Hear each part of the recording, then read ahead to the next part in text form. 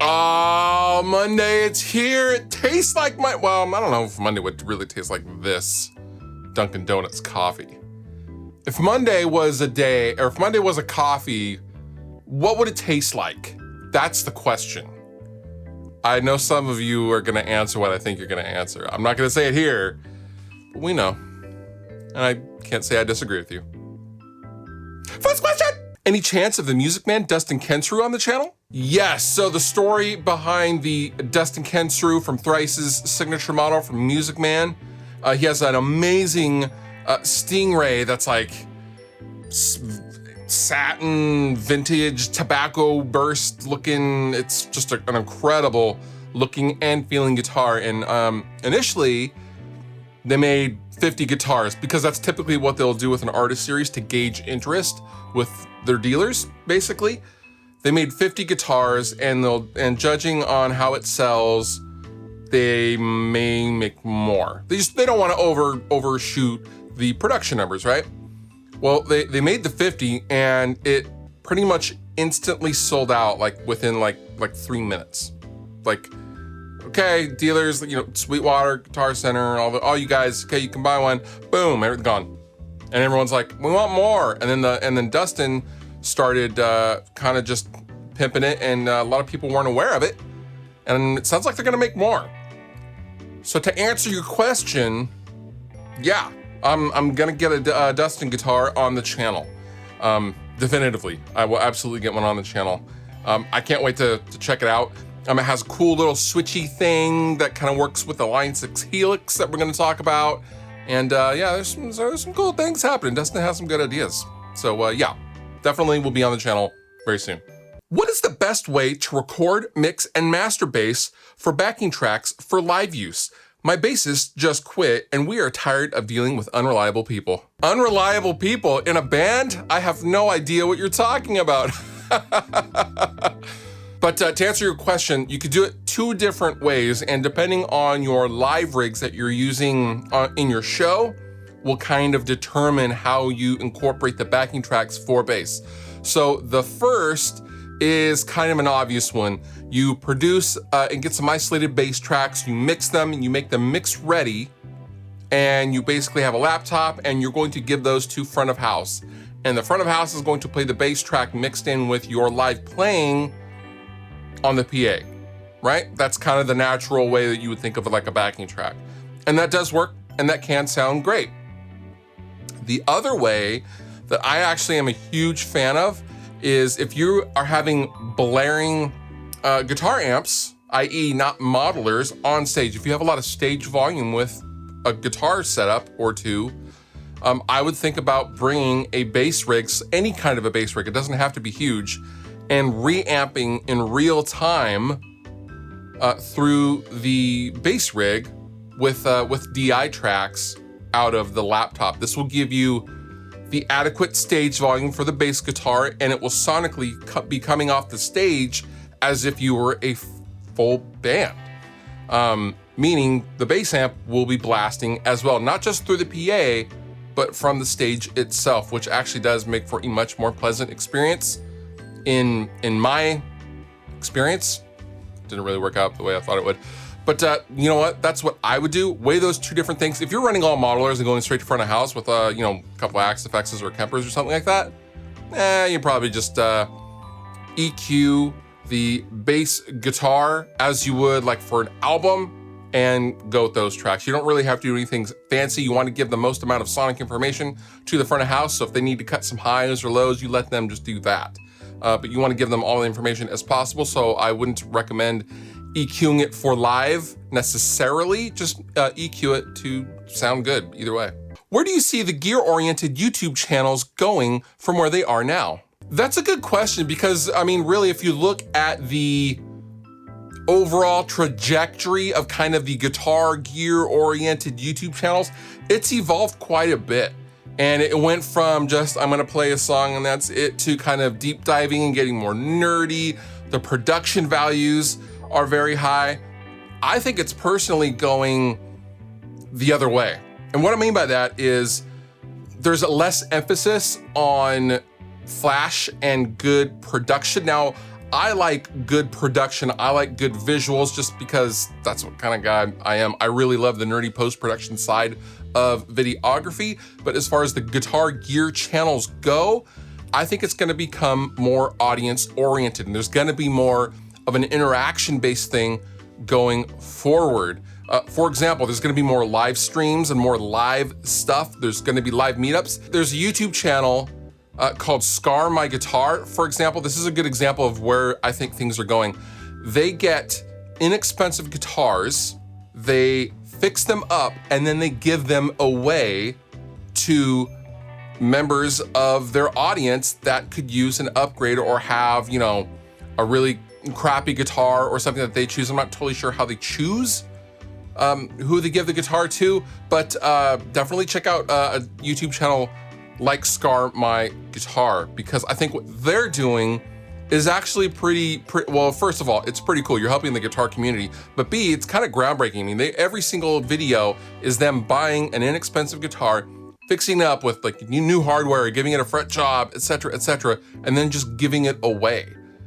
That's pretty cool, and not a lot of YouTube channels are having that kind of foresight into doing that kind of thing. So yeah, that's where I think it's going personally. Do you find other YouTube gear demo channels a threat to your channel, or do you find inspiration and or ideas from them? No, definitely not threatening at all. I mean, you know, I think a lot of the gear channels that are similar to size as this one, I mean, you know, we're all in that place for a reason. For example, Samurai Guitarist does not do what I do, nor do I do what Samurai Guitarist does.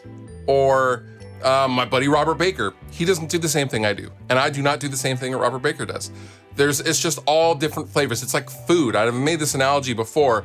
Some of us are Kit Kat bars, and some of us are Thanksgiving dinners. Some of us are an energy drink.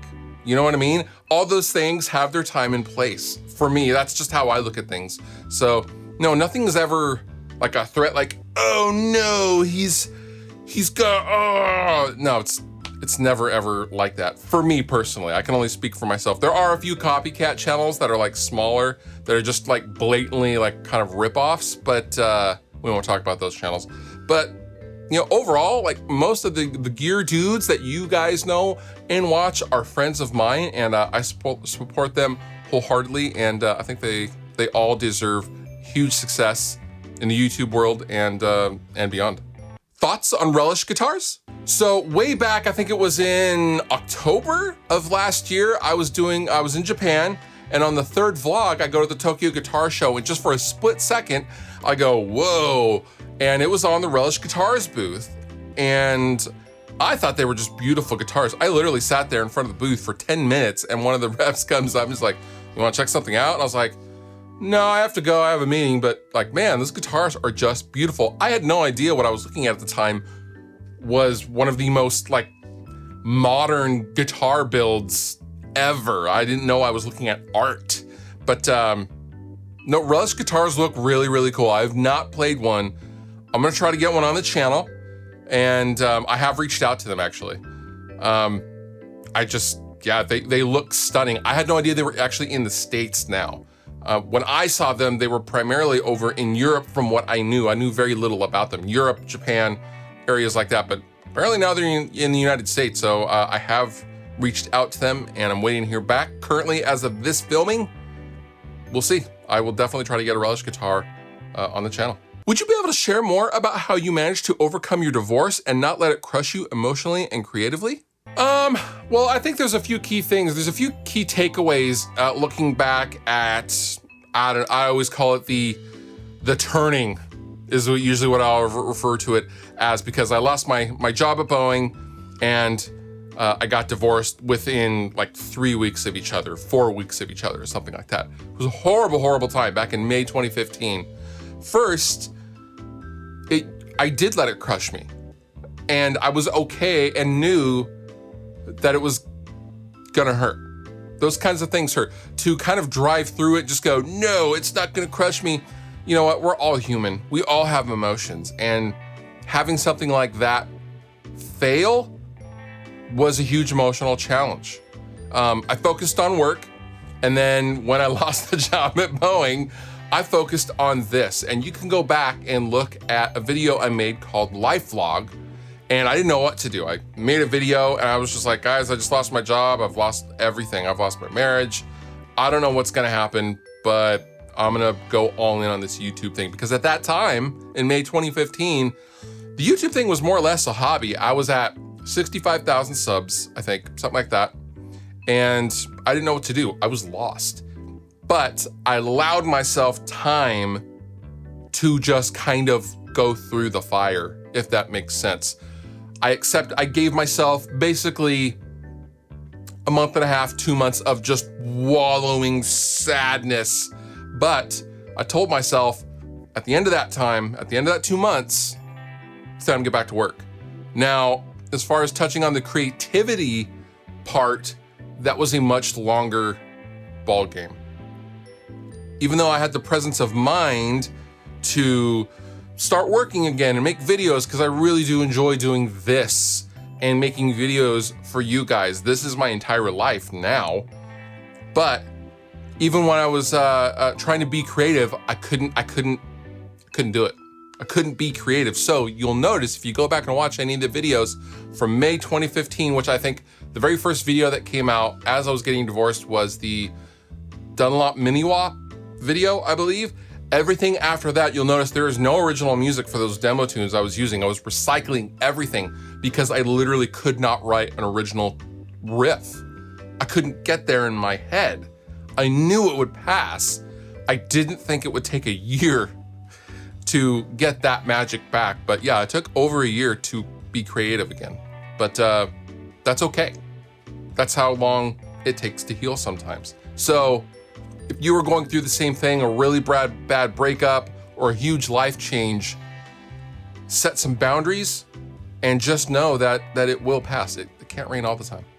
How could one connect two cabs to an amp with one speaker out jack, such as a 6505 MH? Well, really you have one option, and that is using two cabs that have a daisy chain feature, meaning one jack goes out, the single jack goes out to the cab, and then it goes out from the first cab to the second cab. Now, the thing that you need to be aware of is Ohm's law, and your total load and your impedance cannot be less than what the head is rated for. So for example, if you're on 16 ohms and you're using, two 8 ohm cabinets or two 4 ohm cabinets or something like that, and obviously this depends on how the cab itself is wired, so I'm just making generalizations here.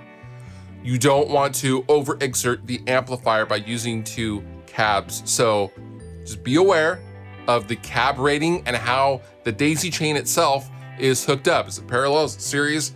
What is going on? But typically with a head that has a single output jack like a 6505 Mini, just stick to one cab, man. Just one 412 is plenty fine. And now Fluff reads a tweet. Dissatisfaction is the fuel for ambition. That's true. My suggestion to you this week is to check out the new Bad Religion album, Age of Unreason. Awesome album, Bad Religion. I mean, what more are you gonna say? It is just a stellar album, groovy, and yeah, it's punk rock, man. Give it a listen. All the Pigma links down below in the description. You've been wonderful. I've been Fluff. Thank you so much for watching, and I'll see you next time.